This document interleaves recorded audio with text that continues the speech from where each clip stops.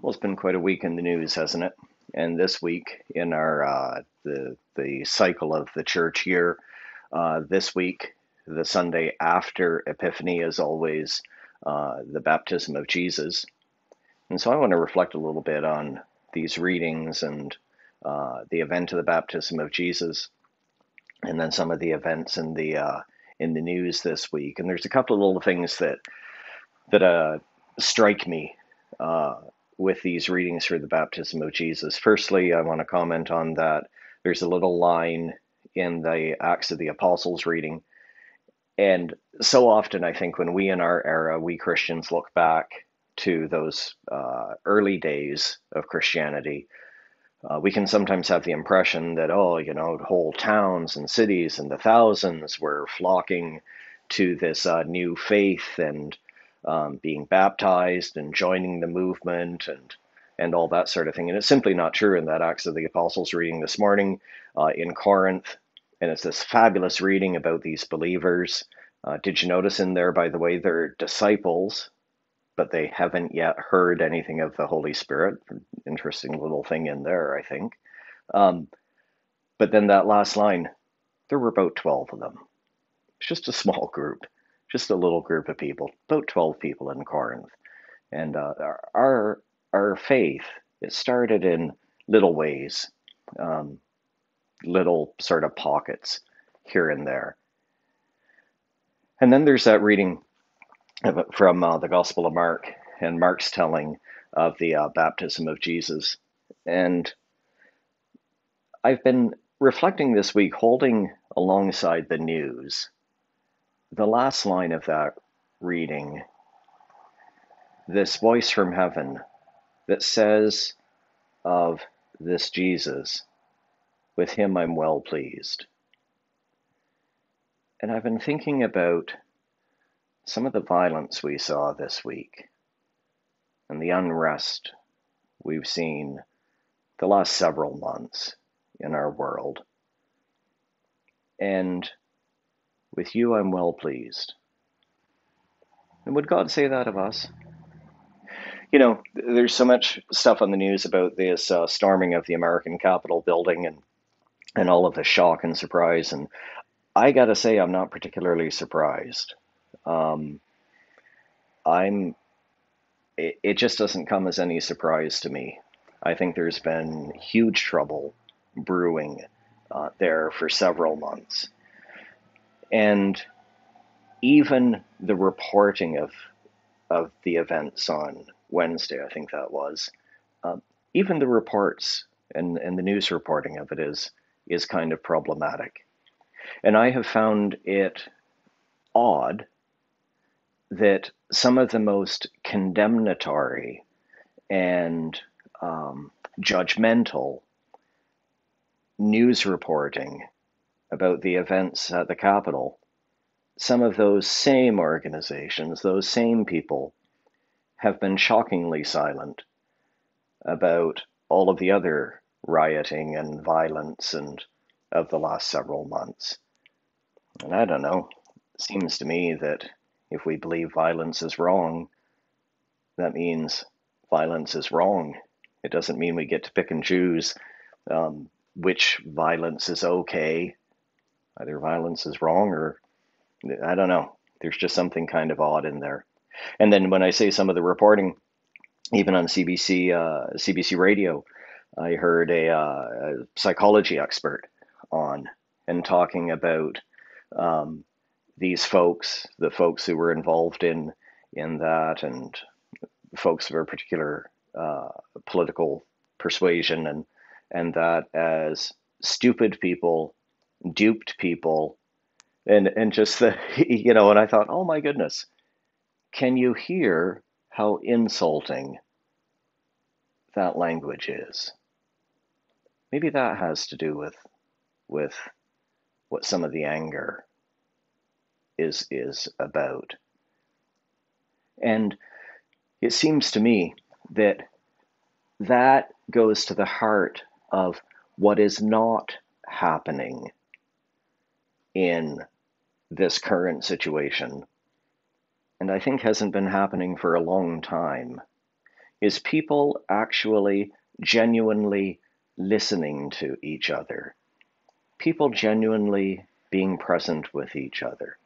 So that even that psychology expert who was on radio, simply referring to a bunch of people as stupid people and duped people and all of this insulting language, it is a different thing, it seems to me, to try and converse with people and instead ask, what's all the anger about?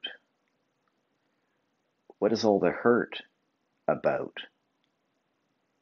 And try to get at some of that deeper stuff. I think you've got a whole bunch of people who are feeling unheard. And Jesus's way is about valuing the dignity and valuing the humanity in every other person. If you think about the stories that were told of him and the people that he reached out to and people who experienced healing, it was tax collectors and prostitutes. And when he walked into a village and a crowd, a woman caught in adultery, and those aren't metaphorical phrases. Those are real people, real, I don't know, descriptions of real people. Um, it's not a metaphor when the text says a prostitute, an outcast, a leper. Um, that's not a metaphor. Those are real people. And Jesus's way is about valuing the dignity and the humanity in other people, all other people. And it seems to me that in our world right now, there's not a whole lot of listening going on or engaging going on. And so, what does any of this have to do with us in our Monday, Tuesday, Wednesday, Thursday, our day-to-day lives and that sort of thing, and especially in lockdown, because many of us are experiencing isolation and don't see a lot of people anyway? Well, I still think there's an opportunity for us as disciples of Jesus to be instruments of healing in this current chaos. And here's a part of how I think that can work. And I have zero idea whether I'm right or wrong on this as an approach, but I can tell you it works. For years, I was a chaplain in a nursing home as one of my roles in addition to being a parish priest. And a stage that can sometimes happen with a variety of conditions, some types of dementia, is there can be a little bit of a violent stage. In otherwise, people you would not expect that sort of thing at all can sometimes be a little bit of a stage, and people can get all agitated and wound up and things like that. And I always found that the best way of de-escalating some of that was just to engage the person in conversation, but take an approach. You're not there for an agenda or anything like that. You're there to go for a ride. And some of the time, with some folks with some particular mental health issues and all, you have no idea where that ride is going to take you. But you go for the ride. Listen to what the person is saying. Help them to feel heard. And I think it makes a huge, huge difference in another person's life and their psyche and their emotional well-being and their health when they feel heard. And not to go in, I have sat in rooms and I have had, pardon me, I have had extended conversations about the herd of horses outside the window in the yard and which horse do you most prefer. And there's been no herd of horses. You go for the ride. You're just there to go for the ride. And so similarly, engaging other people in what is the hurt about? What is the anger about? This has nothing to do with whether or not you or I think or judge their concerns as legitimate or valid or silly or any of that stuff, any of that value judgment stuff that we can bring to it. There's no place in hearing and listening. There's no place in it for all that judgment stuff. Just engaging people, and not to push an agenda, but you're just there to go for the ride in a sense.